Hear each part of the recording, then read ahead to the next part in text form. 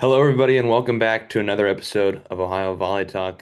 This episode, we're joined by head coach of the St. Xavier volleyball team, Coach Bill Ferris. Thank you for joining us, Coach. My pleasure. Thanks for having me, guys. So, the first question we have for you is it's been really, it seems like a tale of two seasons for you guys, that midway point. What do you think allowed you guys to flip that switch and halfway through the season? Yeah, I got to give a lot of credit to the players, obviously.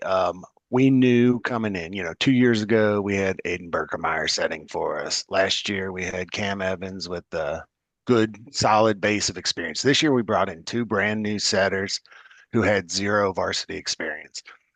So we spent a lot of time talking with them, talking with the guys, working together on our connections between hitters and setters, knowing it was going to be not a 1 week switch or even a 1 month switch, that it was going to be a decent part of the season to get us where we thought we could get to and where we knew we needed to get to. And I think within the last, couple of weeks, we're starting to see that pay off pretty well. So I give a lot of credit to the work that the boys put in, the confidence and the patience that they had in the process, and I'm really happy for them to see some of the results of that. Yeah, and kind of focusing on like the GCL play this year, like early on in the season, suffering Mhm. losses to Elder and Moeller, and then on the back half, sweeping both of them. Just like what has like really allowed you guys to really kind of flip the flip the script on those games.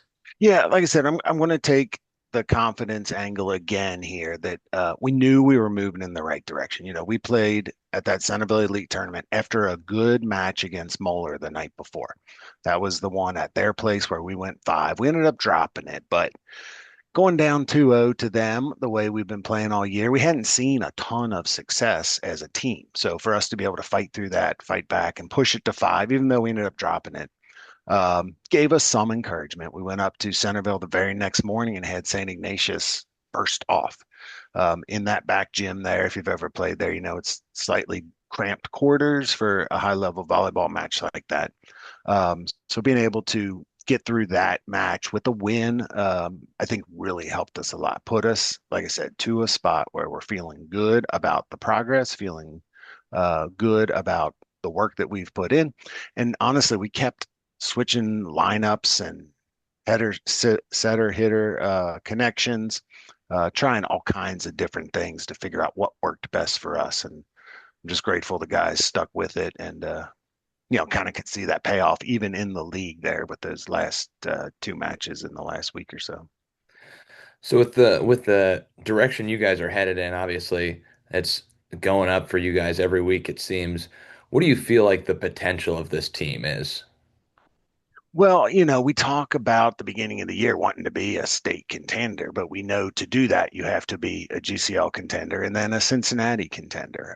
Obviously, when we come into a match with a player like Joe Taggart, if we can get him good balls and system, he's going to help us a ton. So there's no reason for us to think that we can't hang with any of the teams on our schedule, or any of the matches, whether they're close in time or spread out, or we drop the first set or whatever. So we're shooting to get back to state like we have been for the last couple of years, and hopefully things are going well, we're playing well, everybody's healthy, and we can take a little revenge on St. Ignatius. Yeah, kind of going along the path of Joe Taggart, like him and Luke Source, both in their senior Hmm. season, both with a couple years of varsity experience already. How has their kind of leadership and the example they set, like how has that influenced the rest of the team? Yeah, no doubt about it. I think one of the things when you guys were talking about the tale of two seasons, part of that, honestly, I believe was Luke Source playing basketball, right? Our St. X basketball team made a few rounds in the tournament. He was away from the volleyball program for most of tryouts, that first couple weeks of practice, and even that first match we had. He was not ready to go, partially based on my decision. He'd play whenever I gave him an opportunity to play, but with having missed so much practice and just kind of getting cleared, getting finished with basketball the night before, I gave him a little rest there. But man, it was obvious from his first couple of days in practice that he was going to make a difference, like as a leader on that team. And then Joe's just so physically dominant. It's unbelievable when the guys don't ever need to feel down or hopeless because he'll get one swing or one block, and it's one of the biggest ones we've seen all year. And then we're right back in it. So both the example and the concerted effort that they put in to be leaders is incredibly helpful. So obviously, with a guy like Joe, that's kind of always going to be something that teams expect to run Mm-hmm. the game plan through him. How do you guys plan around that and not just being a one-dimensional team that's setting it to Joe Yeah. every time? Yeah, no, that's never been my instruction to the setters, but they always know that he's there to help them if they need it. And that's a big factor in what I've been talking about with the development over the season with our setters and with our setter hitter connections. It is easy to set a high ball to the tallest kid who jumps the highest and hits the hardest. And we did that for a little bit. And we do that sometimes still when we need it. But the more we can work in our middles, especially our right sides strategically, uh, the better we're going to be. And I think we've seen that from our players in the last couple of weeks. When we're playing well, we actually can be balanced despite how good Joe is and how easy it would be to rely on him. And I think Joe's supportive of that same thing too. He likes getting every set. He'd be fine with it. But he appreciates that his attention helps his teammates. And when, for example, his middles are running quickly because we get a good pass from our DSs or libero, that he's got an opportunity to be a little bit better also. So it's been something we've been working on and talking about, and it's been nice to see it kind of more comfortably fall into our game plan here. Yeah, and kind of staying on the path of Joe, I remember in our senior year, the game that you guys played at the pit last year, Joe had arguably one of his worst games of his St. X volleyball career, and then this year, hitting almost 500 at the pit, Mm-hmm. uh, just completely changing up that performance and really just playing very well at the pit and obviously led to a sweep. Like what kind of led to that flip? Yeah, well, everybody who's played against Elder at the pit knows what an environment that is. It doesn't matter how talented you are. It doesn't matter necessarily how good the team is. The environment is a different feeling, and it takes learning experiences over time to figure out what works there, to get your confidence in yourself to get there. Um, so I think that, man, the way he played that game against Elder, it's what we were talking about. If he's playing like that, you can't fault Elder for their game plan, whatever. He's completely destroying a defense or a block, not because they're in the wrong spot or can't make a play. He's just physically executing better than them. And that was one of those matches, Nicholas, like you're saying, that he was able to pull that out. I think he had a little bit of revenge in mind from the first game against them this season. Perhaps his game there last year was still a factor, but when he's locked in like he was that night, it's pretty incredible to watch. So we talked about Joe and Luke, but there are a lot of other impactful and great seniors. Can you Hmm. speak a little bit about their development and their impact on the team as well? Yeah, and that's another factor that, it wasn't just about our setters. It was finding another outside hitter. It was finding, consistency in the middle. It's about finding a right side option that can do a little bit offensively and hopefully a little bit more defensively. And we've got a handful of athletic, I would suggest a little bit undersized seniors in the group. Guys like Ben Adkins, who took the outside hitter spot, Reese Hosfeld, who's been coming on very strong lately as a DS in general, but his serve receive is good and his service game has really picked up. He's got a real live arm that he can break out in our service game. And then we've got a couple other seniors with Michael Fortman and Jacob Kreitzer, who are DS and able to play front row. We just haven't need them to, but they'll go into games as a serving sub or defensive specialist. And then, of course, someone like Henry Kane is our big returning middle, is a strong, like physical presence, and is very comfortable with his leadership role and has been very good bringing the guys along, bringing some of the energy that sometimes teams like my St. X teams lack. We're not always as enthusiastic and energetic as I would like, but Henry helps that come along. Yeah, now with the postseason tournament right around the corner, chances are you will probably play either Elder or Moeller again, if not both. Hmm. Having kind of split the GCL series with them, how do you approach that game? Because that'll be a very difficult game with much Hmm. higher stakes. Yep, and with the potential of it being at one of their sites, right? Only the top two teams will be hosting these playoffs all the way till the regional finals, which will be at Mason. So if we don't get a one or a two seed, which, based on our early season record, we very well may not, um, we would have to go through one of those two at their place. Um, you know, the guys know, and I talk about it, and I know to my core, you never figure out the GCL. You never figure out Elder or figure out Moeller and think that it's done. Like we know we have to work. We know we have to execute our game plan. We know we have to take advantage of any errors or openings that they give us, and we have to minimize any errors or openings that we give them. So I think it's going to be easy to keep us motivated, even with a third match against Elder or a fourth match against Moeller, because we saw them in that shortened Centerville Elite for that third place game. And no matter where the game is or when what the stakes are, it's going to be easy to keep our guys motivated and focused on continuously improving and focusing on ourselves. It seems like every year that Nick and I watched you guys in the playoffs, you would like find a new level in the playoffs. Do you feel like that extra motivations of this is telling your players this could be your final match, leave it all out there? Do you think that that is what really helps you guys turn it up in the playoffs? Yeah, you would hope so. We it's frequently student driven, like teammate driven. So a few years ago we lost, and then Berkemeyers and that group came back the next year. Like we know what that feels like. We are not doing that again, and it's so nice when they can get there.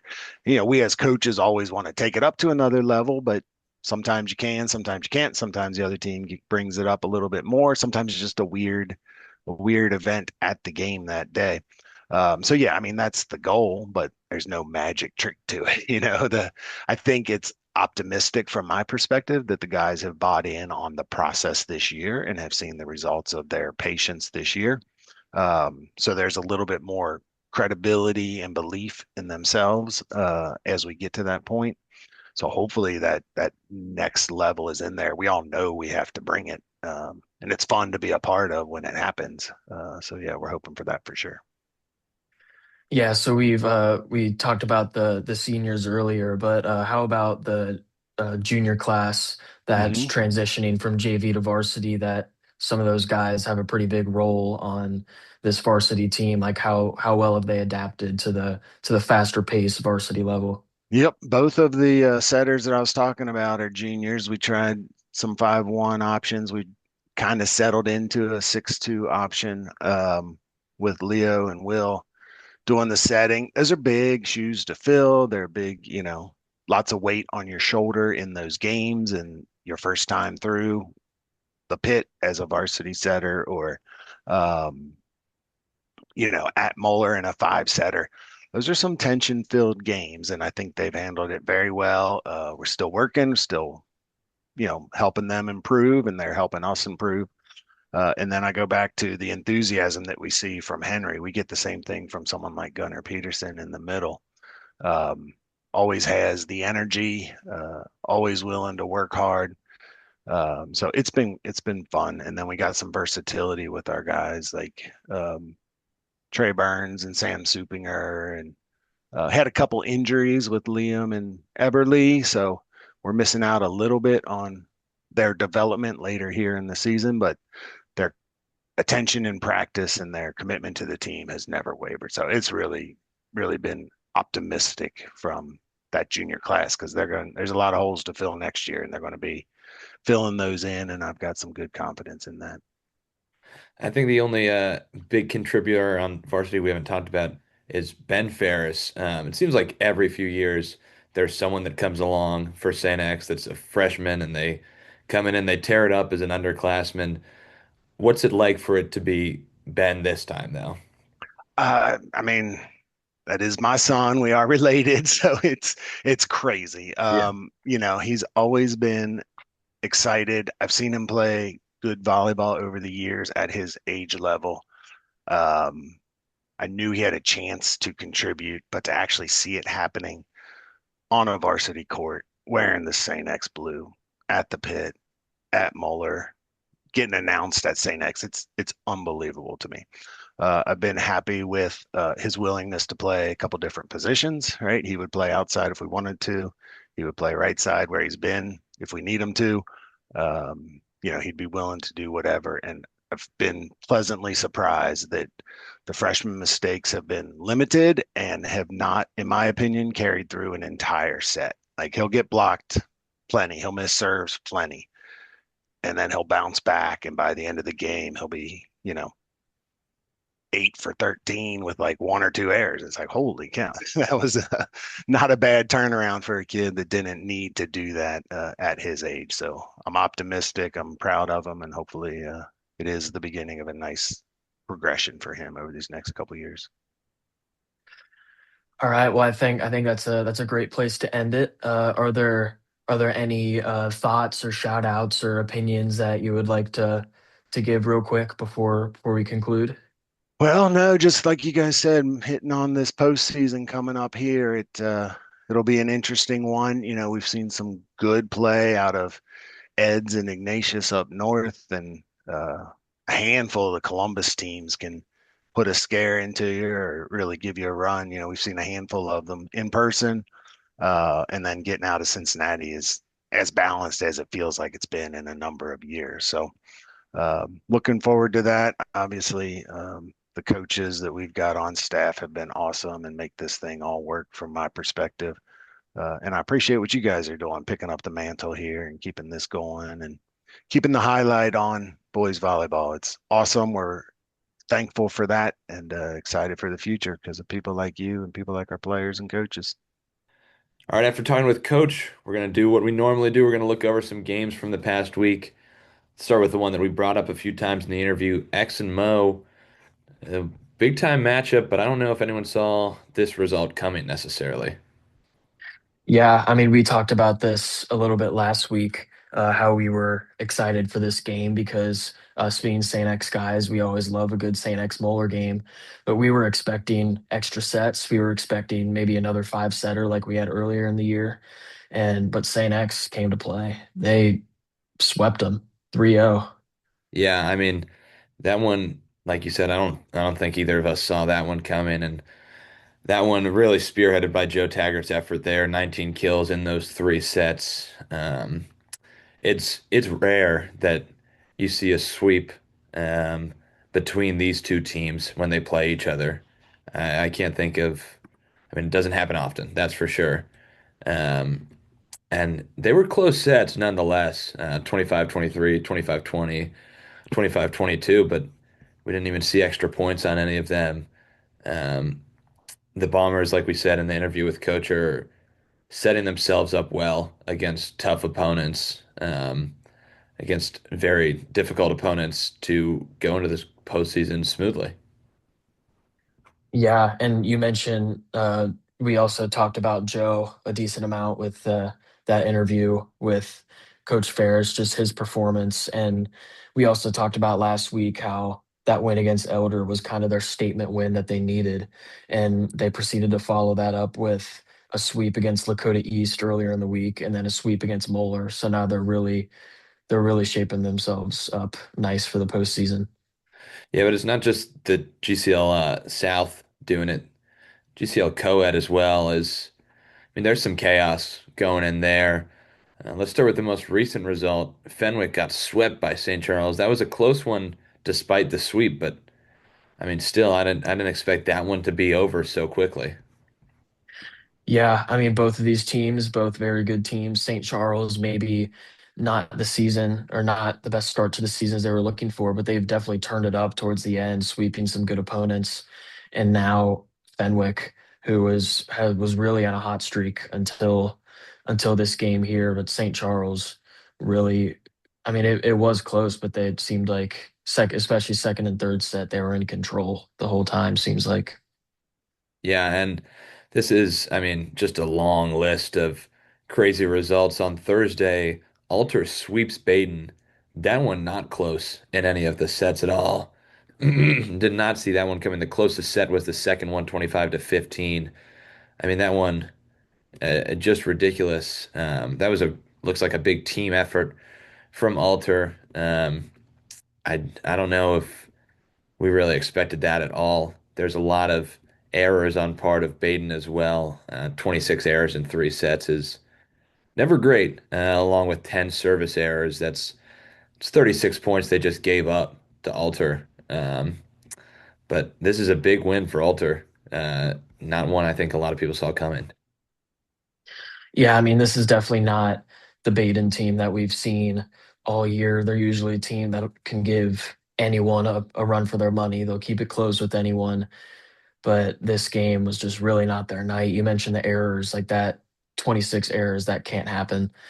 And I can see why the score was like this with that many errors, just really not their night. And they really need to fix something between after that game if they want to have a chance at making a deep run. And same night as well, Archbishop Carroll, Archbishop McNicholas. Carroll takes that one 3-1. And there are some close close sets that Carroll wins. They win the first two, both 25-20. And they lose that third one handily 25-12. And they win the fourth one 25-21. But we've talked the entire season about how this might not be the same McNick team, but they have a championship pedigree. They have Aiden Williams. They have a solid team. This is just a big lapse and a great job from Carroll. They had three guys with double-digit kills, just playing very well. We've seen them rise recently on how well they play, and this is probably a not probably this definitely is a big win for them. Yeah, and like you said, they've had a couple good wins in the past couple weeks, and this just adds to the list. I mean, again, like those winning in four, but that third set really surprised me. I feel like that after that set, I bet a lot of people thought, wow, like McNick is they're ready to play now. Like Yeah, the reverse sweep they would be might come coming. back. Yeah, no. Exactly. Like everyone was looking for that, but Carroll just shut it down and ended it in four. Yeah, and it's been a rough week for McNick. That Fenwick McNick game that we were looking forward to, not quite as exciting as we had hoped. Another four set. This one went to Fenwick as well, so McNick, another loss for them. The sets weren't super close. 25-17, 25-13. Then McNick gets one 25-23. Fenwick closes out 25-21. But, this one, just another not great game. It seems like McNick is kind of faltering right now. Of course, Fenwick is just another great team. They had three guys in double-digit kills. They had Will Saban leading the charge with 18 kills, which is just ridiculous. So great play from them overall, but you would kind of had expected this to be like where McNick settles in. Like we can do the playoffs, we can do the end of the season, but that seems to be the opposite right now. Yeah, definitely a rough game for McNick, and Fenwick took those first two sets like pretty easily, like you said. But then that third set, McNick wins a close one.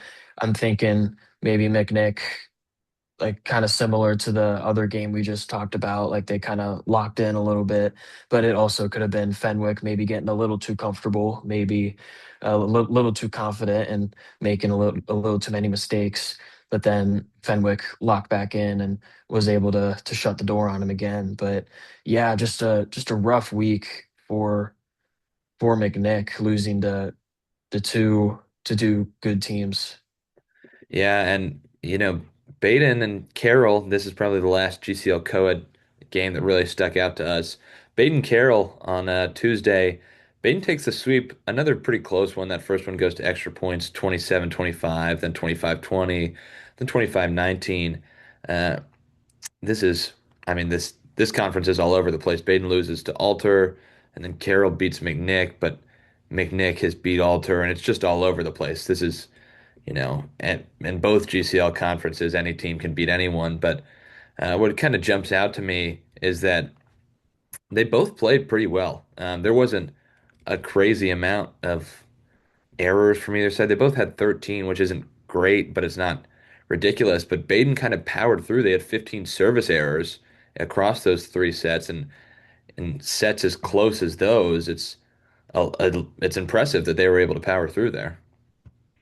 Yeah, and I mean, like you said, with the GCL co-ed being all over the place, like this is perfect example. Like there's just really no way to get a good read of who's better than who and which teams are elite and which teams are not so much elite.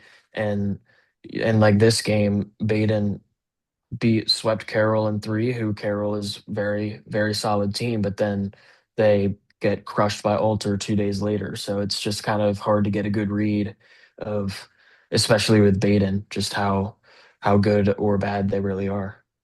Yeah, and then if we jump up to the Cleveland area, Jackson had themselves quite a week, two five-set games. One of them against St. Edwards. This one was pretty close the entire way through. Obviously, that last set, of course, went to extra points.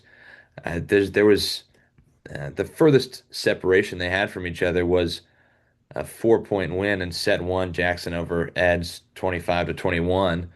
But I mean, from there it was close. St. Ed's almost pulled off that reverse sweep. They lost the first two, but then they're able to flip it back and get themselves within that winning spot. They just can't pull it off. But this was a great match from both teams, really. Ian Williams from Eds had 23 kills across those fives.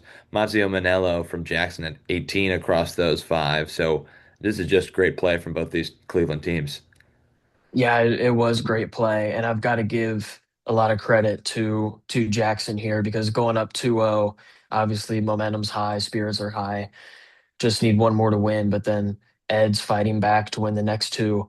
All the momentum goes in their direction, and their spirits are high, their confidence is high, and then Jackson's confidence is a little lower, but just for them to be able to power through and win this a very thrilling fifth set 16-14, that I just got to give a lot of credit to them because that's very difficult to do, to not let a team complete the reverse sweep.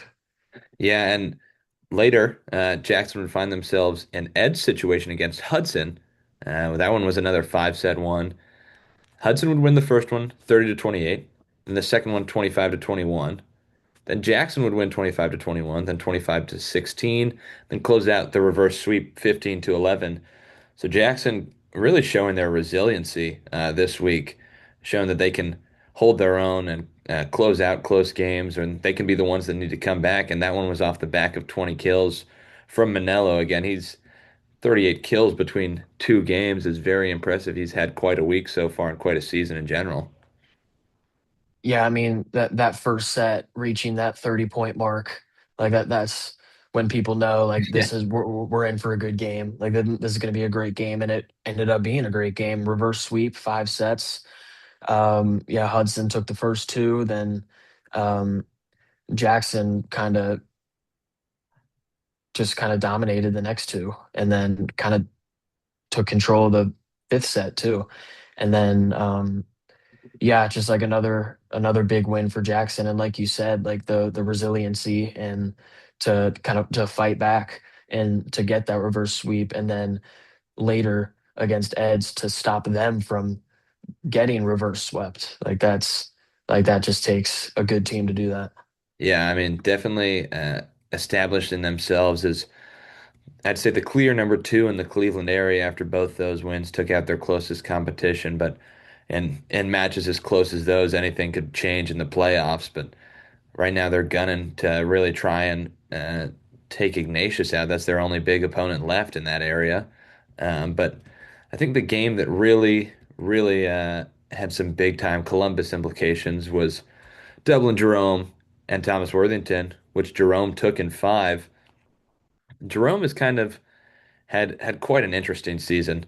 They've beat Ignatius and Worthington, the two state finalists from last year, but then they'll also drop a game to Darby and Elder, and they lost their first one against Worthington in three, but they just have a really interesting. They can beat anyone, but they're not exactly untouchable either. And Worthington is the exact same way, I'd say. But this was quite a good match, pretty close. Worthington almost pulled off a reverse sweep of their own, but Jerome closed it out in set five. This one really does give give off big time implications for the playoffs in the Columbus area. Yeah, it really does. And like just these two powerhouse teams going to another 5 set game, just some great volleyball. But we thought that after that loss Worthington suffered to Ignatius at the very start of the year, we thought just like a couple weeks after that, Worthington looked really good, and then they got swept by Elder, and then they looked really good, looked like the best team, and now they lose to Jerome. So now, just like every once in a while, they just suffer this loss to a good team that just kind of makes us question again, like, are they really the favorite? And then Jerome, like you said, having a very, very weird season, having some good wins, but then also some games that may be a little closer than they should be, maybe some losses that should have been wins. But to get another statement win like this against a Worthington, I think that really boosts their confidence heading into the postseason. Yeah, and looking ahead to next week, that is going to be our main focus. The brackets will come out soon. We'll see who's matching up where, and we'll get the all region teams eventually as well. It'll be a very interesting playoffs. And D1, it seems like there's no real favorite. We just talked about it. No one seems to be untouchable. If one team is playing good, they could take out anyone. But D2, I still think it runs through Loveland right now, but there are a lot of other teams that can compete. Obviously, we've seen Charles just had quite the week, and Fenwick's still good in the Cincinnati area. There are plenty of teams in both divisions that have a real shot, and I'm excited to see how the brackets shake out, and we can see those first round and second round matchups, and just see how the whole playoffs develop. Yeah, I mean, like you said, the D1 bracket could go any direction. It could go Worthington, could go Ignatius, could be in the GCL somewhere, could be Jerome, could be really anyone. And Yeah. I'm very excited for that, for how that turns out. And as far as D2 goes, yeah, Loveland is the favorite. But I mean, like you said, if any team is playing good that day, anything could happen. So just watch out for those teams like St. Charles, those teams like Fenwick, and even a team like McNick, who just came off a rough week, but they've won state the past 2 years, and they've shown that they can beat good teams. And I think they're still capable of making a good run, but Loveland is definitely going to be a tough task. Yeah, and I think that's all we have for this week. We will have another episode next week, and we will keep you guys updated with the brackets um, and the all region teams and everything else that comes out at the end of the season. Thank you guys for tuning in.